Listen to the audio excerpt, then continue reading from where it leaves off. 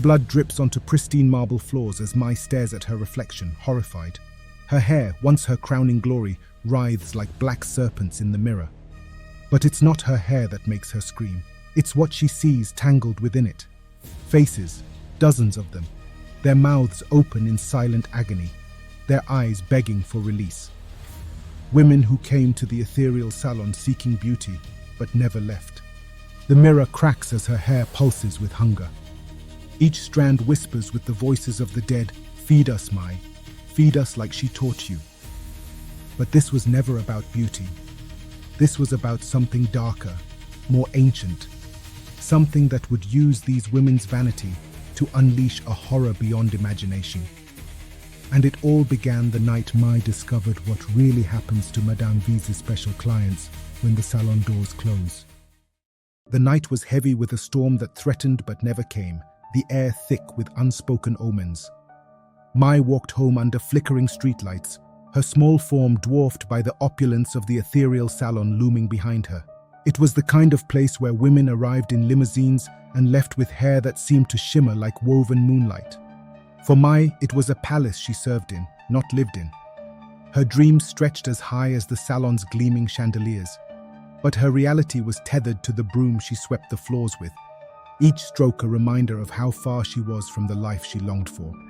At home, her mother coughed in a dim room, her frail form sinking deeper into their old mattress.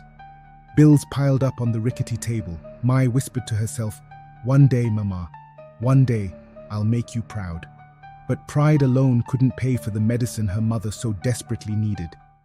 Ethereal was ruled by Madame V, a striking woman whose every movement seemed choreographed. Her hair, a cascade of impossible black, looked like it had been plucked from a storybook. But what truly set her apart was her talent. Women left her chair transformed, their confidence radiating as if the gods themselves had touched them. No one, not even the other stylists, knew how she performed her miracles. Mai worked silently, her sharp eyes absorbing every detail. She saw the patterns in the discarded hair, the faint scent of copper that clung to Madame V's tools. Yet, she never spoke of it. That was until one fateful night. The salon was empty, its marble floors gleaming like water under moonlight. Mai had stayed late to clean, her hands aching from scrubbing. A faint hum drew her toward Madame V's private chamber, a room forbidden to all but the mistress herself. The door, slightly ajar, revealed Madame V standing over a basin. A soft red glow emanated from it, and the unmistakable smell of blood hung in the air. Her hands moved with practiced precision, weaving strands of hair into an intricate pattern. The hair seemed to pulse, alive and hungry. "You shouldn't be here, Mai." Madame V's voice sliced through the room like a blade. Mai froze, her heart pounding as the older woman turned to face her. But instead of anger, Madame V's face held something worse: intrigue. "You have potential," she said, her voice honeyed but sharp. "Do you want to be great, Mai? To rise above scrubbing floors?" Mai's throat was dry, but she managed to nod. Madame V gestured to the basin. "It's blood magic, a small price for perfection. Let me teach you." Mai's first attempt was clumsy. A single prick of her finger, a drop of blood added to a strand of hair. The hair gleamed unnaturally, and when applied to a client, it transformed them. The woman's dull, brittle hair cascaded into glossy waves that shone like the sun. The client wept with joy, and Mai felt a thrill she'd never known. But as she looked around the room, she noticed every plant had withered, their green leaves now ash-grey. Madame V only smiled. Every gift demands a sacrifice. Mai began small, using drops of her own blood to weave small transformations. Her client list grew, as did her confidence. The salon owner took notice, promoting her to stylist. Madame V stood in the corner with a smile, proud and knowing. With her new position came more money, enough to begin treatments for her mother. For the first time, Mai felt powerful. Yet the magic demanded more. A single drop of blood no longer sufficed. Her fingertips bore scars from countless pricks, her energy waning as the magic grew hungrier. One night, Mai noticed something strange.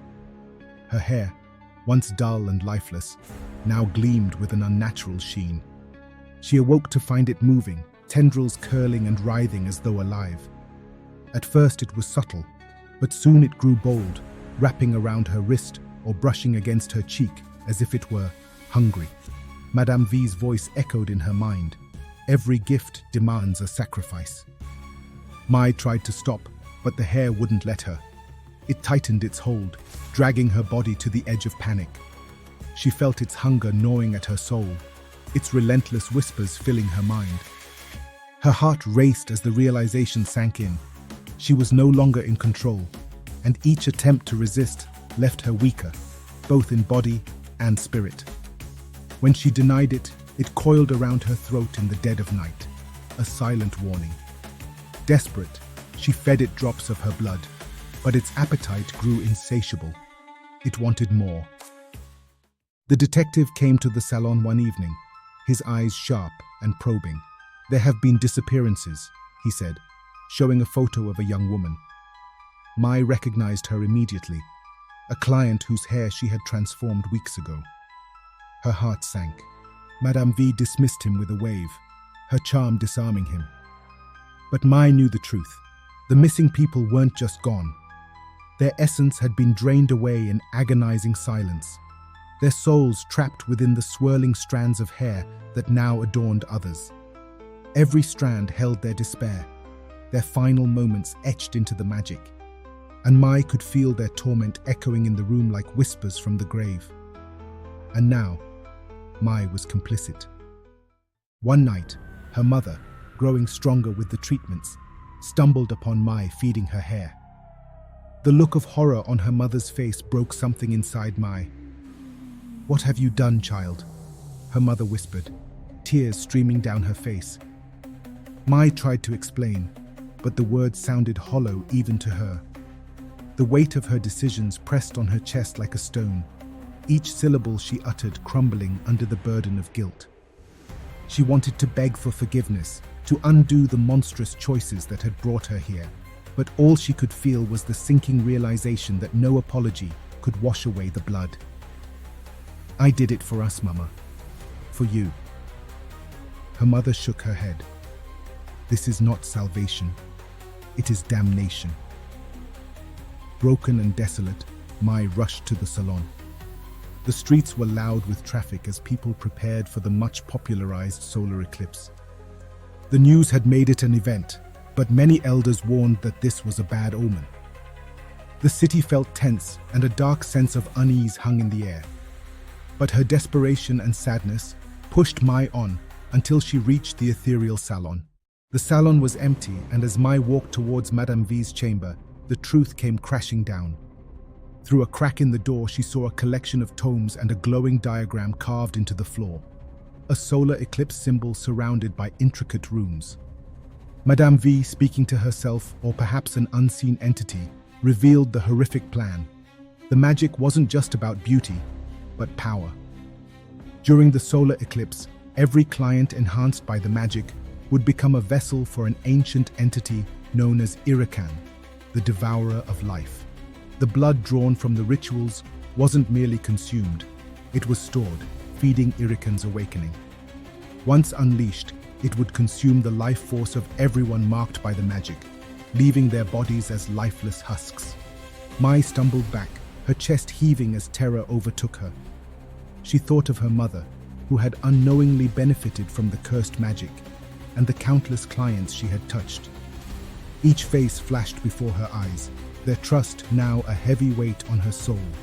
Tears streaked her face as she realized the depth of the danger she had not only entered, but perpetuated. The noise caused Madame V to turn to face her. "I can't do this anymore," Mai said, her voice trembling but resolute. "Let me leave." Madame V laughed, a chilling sound that echoed through the salon. "Leave? Oh my," she purred, stepping closer. "You're already one of us. There's no leaving. The hair on your head, the very magic in your veins. It's mine." Mai backed away, but Madame V advanced, her shadow stretching unnaturally across the room. "Do you think you can undo what you've done? Every strand you've enchanted? every drop of blood spilled. It all ties you to the ritual. You'll watch as it happens. You'll feel it. Fear morphed into defiance. Mai clenched her fists, her voice rising. No, I won't let you do this. She stormed into the chamber with a resolve that eclipsed her fear. Madame V's eyes glowing with inhuman light as the runes on the floor pulsated. Foolish girl, Madame V snarled. You can't stop this. Mai's hair, alive with its own intent, lashed out violently at her, trying to pull her back. Its tendrils winding around her arms and legs like snakes, cold and unyielding against her skin. She struggled, the coarse strands digging into her flesh, leaving fiery lines of pain in their wake. The room echoed with a low, eerie rustling sound, as if the hair itself was whispering in a language she could not understand. Each movement she made seemed to provoke it further, its grip tightening as her breath came in ragged gasps. Her trembling hands reached for the basin at the center of the runes, the vessel holding the essence of countless victims. As Madame V lunged for her, Mai upended the basin, its contents spilling across the carved lines and disrupting the ritual. The room erupted in chaos. The runes burned with unnatural fire, and Madame V screamed, her body twisting and contorting. The withered husk she had hidden beneath centuries of blood was exposed, her beauty evaporating like smoke. Mai's hair flailed violently before falling limp, its sentience extinguished with the ritual's collapse. The eclipse passed without incident. The city's elite awoke to find their beauty stripped away, their faces marred by the toll of unnatural magic. Mai, scarred and weary, opened a humble salon, where her only tools were scissors and kindness. She worked slowly, her movements deliberate and gentle, as if each cut was a small act of atonement.